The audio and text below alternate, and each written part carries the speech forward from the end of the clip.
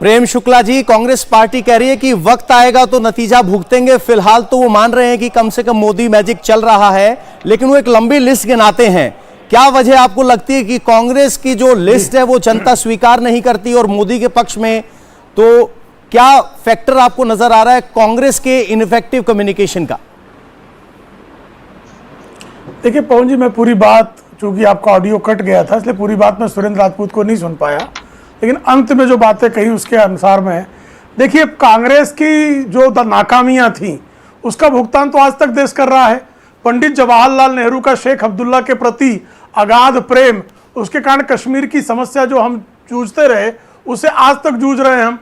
जिस तरह से पंडित जवाहरलाल नेहरू ने अनुच्छेद 370 को लाया, उसका परिणाम तो देश ने लंबे समय तक भुगता। पंजाब की समस्या श्रीमती इंदिरा गांधी ने खड़ी की, देश ने लंबे समय तक भुगता। प्रेम शुक्ला जी, कांग्रेस के प्रवक्ता ये कह रहे हैं कि नाकामियां तो बहुत हैं, लेकिन हम जनता तक पहुंचा नहीं पाते। पहले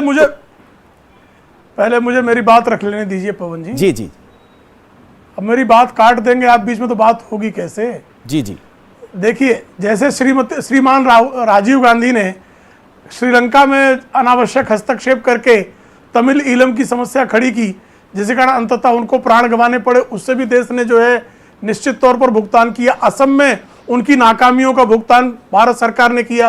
पूर्वोत्तर भारत में कांग्रेस के कुकर्मों को पूरा देश भुगतता रहा। तो हम अगर लंबी लिस्ट गिनाने बैठ जाएंगे तो घंटा भर कम से कम मुझे लगेगा सिर्फ सूची गिनाने में।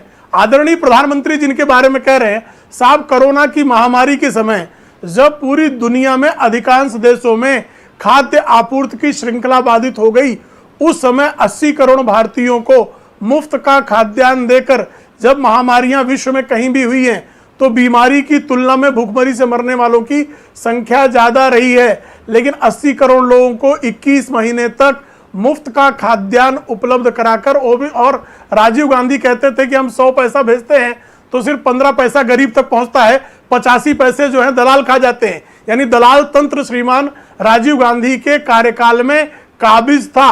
और आज 1 रुपया अगर भेजा जाता तो पूरा पैसा डायरेक्ट बेनिफिट ट्रांसफर के माध्यम से लोगों के खाते में पहुंचता है। डीबीटी की संकल्पना डॉक्टर मनमोहन सिंह कर रहे थे, लेकिन लोगों के खाते नहीं खुले थे। 40 करोड़ गरीबों के खाते खोलकर गरीब महामारी के समय अगर उसको आर्थिक सहयोग मिलता रहा तो आदरणीय मोदी जी के कारण, जैसा शेफाली जी ने कहा कि योजनाओं की घोषणाएं तो बहुत लोग कर देते हैं, लेकिन उनका क्रियान्वयन करके अंतिम व्यक्ति तक उसका लाभ पहुंचाना सुनिश्चित करना, यह मोदी जी के कार्यकाल में हुआ।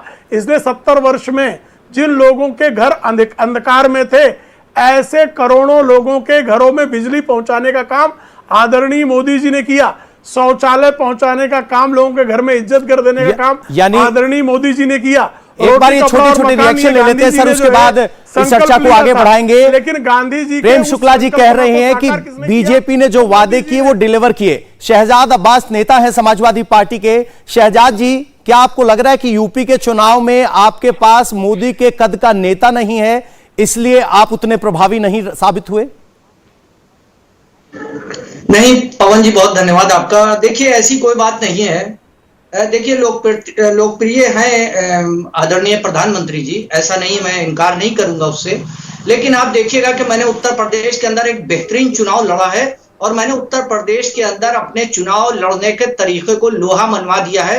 ये उत्तर प्रदेश की जनता देख रही है। आप देखिए, ये ऐतिहासिक चुनाव था जिसमें हम चुनाव हारे जरूर होंगे, लेकिन हम एक बड़े विपक्ष के रूप में सामने आए हैं और हम जनता की आवाज को आगे उठाते रहेंगे। आप देखिए कि हमारे, अगर हम जीते हैं, अगर हम हारे हैं तो हम हार के भी जीते हैं।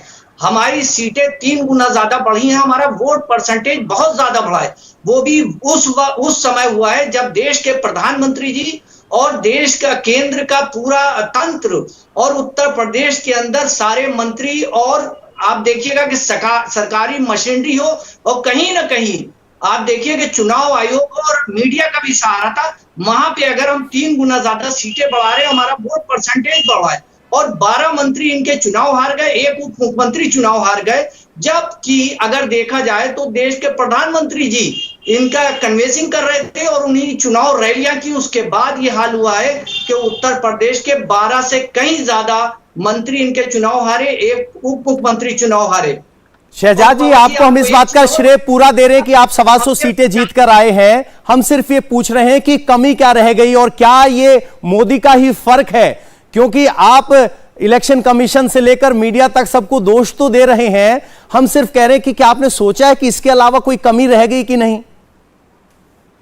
नहीं, हो सकता है हम अपनी बात को ठीक तरीके से जनता तक ना पहुंचा पाए हों, लेकिन हम इस चीज को नहीं मानेंगे। अगर आप मोदी जी की बात करेंगे तो मोदी जी अगर एक बड़ा फैक्टर अगर आप मीडिया मान रहे हैं तो इनकी सीटें बढ़ना चाहिए थी। कम से कम जो ये दावा कर रहे थे 300 प्लस का, वो तो नहीं हो पाया, वो नहीं हुआ है। तो हम इस बात को पूरी तरीके से इसका इनकार करते हैं कि ये चीज जो है वो नहीं रही है। अगर मोदी फैक्टर होता तो इनकी सीटें 300 प्लस होना चाहिए थी, और मोदी फैक्टर अगर है तो पूरे देश के अंदर कई जगह चुनाव हुआ है। आप पश्चिम बंगाल का चुनाव देख लिए, और जगह के चुनाव आप देखिए, दिल्ली का चुनाव देखिए, राजस्थान, वहां वो फैक्टर क्यों नहीं चला? तो कहीं ना कहीं उत्तर प्रदेश का चुनाव एकदम अलग होता है। उत्तर प्रदेश का चुनाव वो है जहां से दिल्ली का रास्ता जाता है, तो हम समझते हैं कि यहाँ के चुनाव में फर्क है। माधव आनंद जी हैं, जेडीयू के प्रवक्ता हैं। सर, बीजेपी कह रही है मोदी मैजिक है, समाजवादी पार्टी मानने के लिए तैयार नहीं। आप जेडीयू से हैं, आपके बगल वाले राज्य में चुनाव हुआ, आप इसको कैसे एनालाइज कर रहे हैं? क्या ये कहना गलत होगा कि मोदी का असर नहीं है?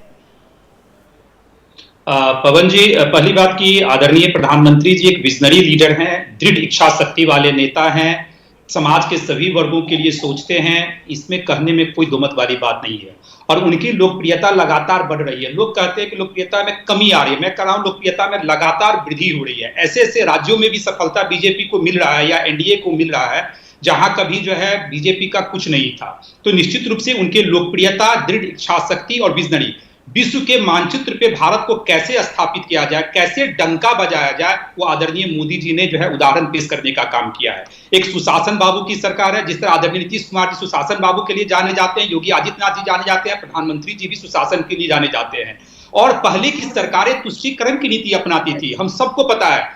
आदरणीय मोदी जी एनडीए की सरकार तुष्टीकरण की नीति नहीं अपनाती है। समाज के सभी वर्ग, चाहे अल्पसंख्यक ही क्यों ना हो, मैं दावे के साथ कह सकता हूं कि बीजेपी की सरकार ने जितने मुस्लिम समुदाय को लिए काम किया है उतना कांग्रेस की सरकार ने पूर्व में नहीं किया है। आज देखिए, आप ही के चैनल पे आंकड़ा दिखाया जा रहा था कि मुस्लिम समुदाय के लोग भी बढ़ चढ़कर बीजेपी को जैसे वोट देने का काम कर रहे हैं। 4% से ज्यादा आंकड़ा हो गया। आने वाले वक्त में ये डबल डिजिट में चला जाएगा। यह दिखाता है कि आदरणीय मोदी जी में समाज के सभी वर्ग विश्वास रखते हैं, और आज के डेट में आदरणीय मोदी जी का तो कोई विकल्प है ही नहीं। इंडिया टीवी हर वक्त हर जगह डाउनलोड करने के लिए सर्च करें India TV news Google play store या ऐप स्टोर पर।